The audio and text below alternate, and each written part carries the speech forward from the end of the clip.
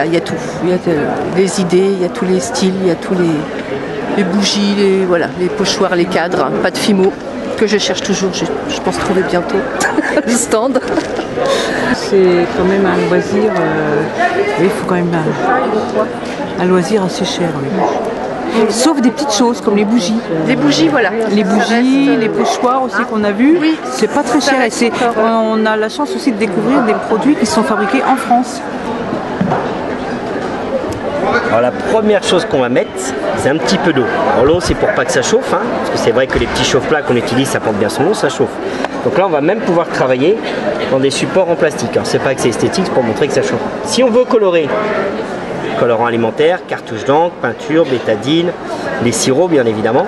Et après on va mettre le plus important, hein, ce qui brûle, le carburant, l'huile à salade. Colza, tournesol, arachide, alors toutes les huiles sont des carburants. Petite préférence pour la colza, hein, c'est la moins chère et en plus elle n'a pas d'odeur. C'est là que moi j'interviens, mon petit support. Alors on est inventeur du produit, on est à Rennes en Bretagne, c'est là d'ailleurs qu'on fabrique le produit, il est 100% français. Et il est réutilisable, ce qui nous a d'ailleurs valu une médaille au concours des inventeurs il y a 4 ans. Alors la mèche, on va prendre tout ce qui est absorbant, ça peut être une mèche à bougie, là cette chaussure, ficelle de cuisine, papier essuie-tout, papier mouchoir, du moment que ça absorbe, ça fonctionne. Moi personnellement j'ai un trouvé plus absorbant que le papier absorbant. On roule le petit bout de papier entre les doigts, on met la mèche à l'intérieur. Alors ici c'est bouché volontairement, l'huile va passer par le dessus, par les petites rigoles. On attend bien que le papier s'imbibe et là on vient de faire le plus vieux système d'éclairage au monde, la lampe à huile. Donc là 1 cm 10 heures, quand il n'y a plus beaucoup d'huile, il suffit d'en rajouter. À l'inverse, s'il n'y a plus du tout d'huile, ça finit dans l'eau, ça s'éteint. On change la mèche et on change de déco autant de fois qu'on en a envie.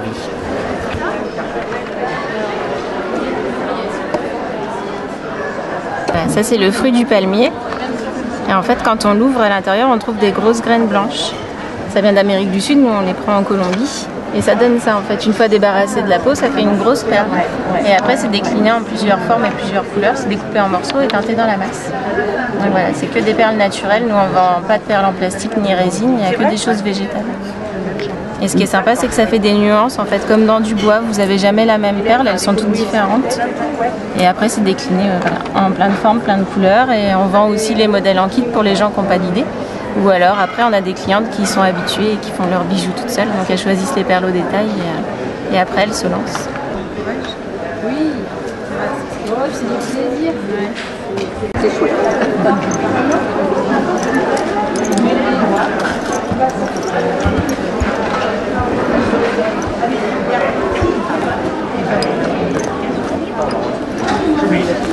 La dentelle, on voit ça plutôt comme de l'art, par exemple, qui est inhabituel. Ce genre de choses. On peut faire des tableaux, on peut travailler du fil métallique. C'est plutôt la dentelle, c'est comme de l'art. Moi, je vois plutôt ça que comme la dentelle au kilomètre. Tout est faisable.